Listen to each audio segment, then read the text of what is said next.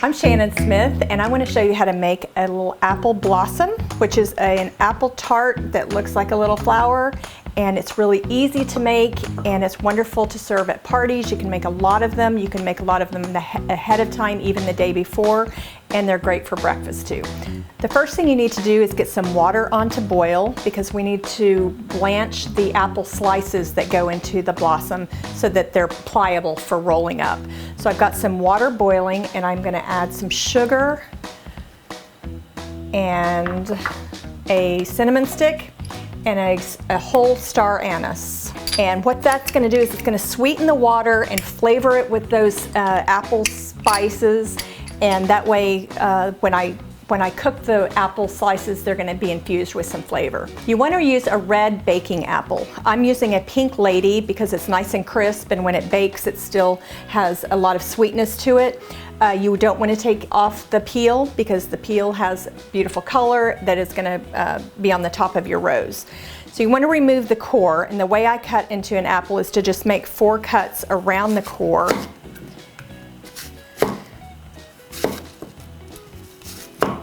And then you get rid of it.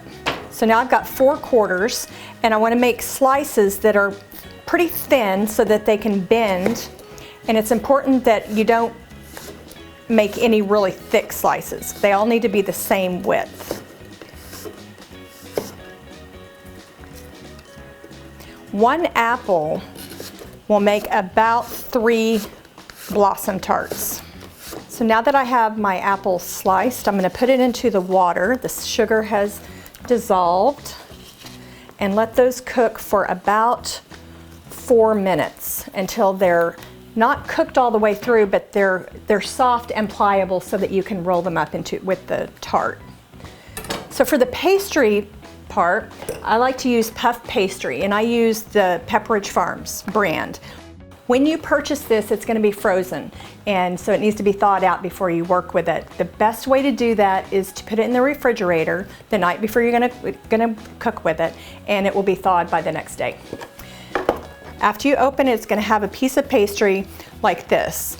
So you want it to get some flour and just dust a board or your countertop and lay it down.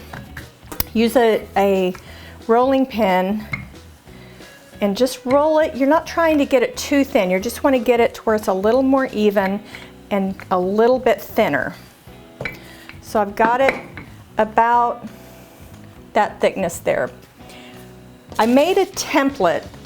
This is a little over 2 inches wide, and this is just a guide to show me where to cut the pastry for each piece, and that way each piece is even, and some of them aren't taller than the others. So I'm just going to lay that down and cut along the template.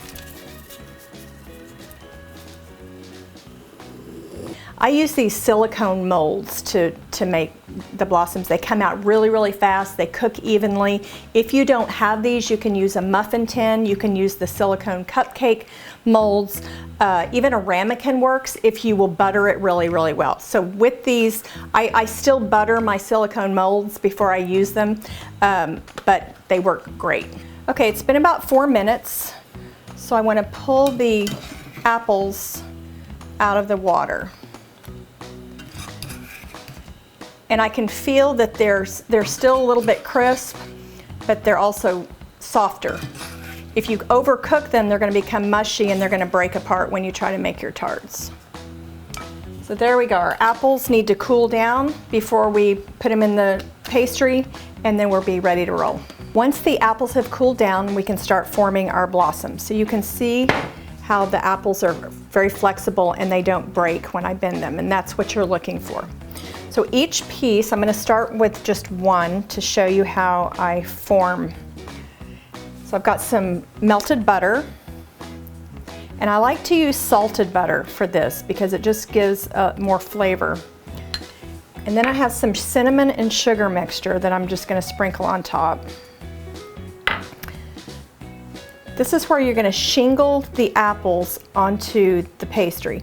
I'm going just a little bit over the edge of the pastry, and I'm laying each apple slice on top of the other, overlapping with about a 1/2 inch.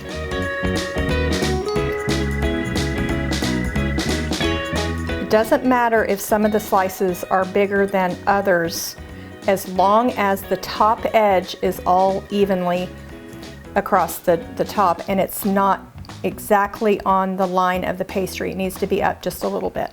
Now I'm going to actually put a little bit more cinnamon and sugar on top of the apples, and then take the pastry and fold it up over the apples like that and just gently press. Get some more butter on that edge, and now you get to roll it. So I start from the left just because it's easier for me, and I'm trying to roll it tightly, and I'm going to go slowly to make sure the apples stay put because they like to slide out. And the tighter the roll, the more formed your little blossom is going to be. So once you get to the end, you just kind of put it down and press that loose pastry edge so that it sticks, and this is what you have. I have a silicone ramekin that's been buttered, so just lay the blossom inside, and then you finish rolling all of the blossoms that you want to make, put them on a baking sheet, and I've got an oven preheated at 375 degrees. They're going to bake for about 40 to 45 minutes.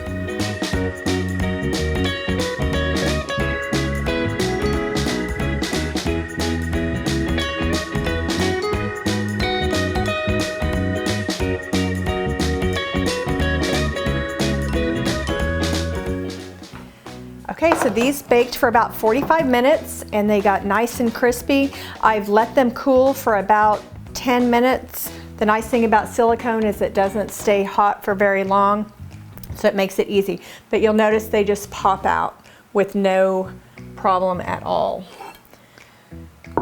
So I'm just going to take each one out, put them on a serving platter, and they will be ready to eat.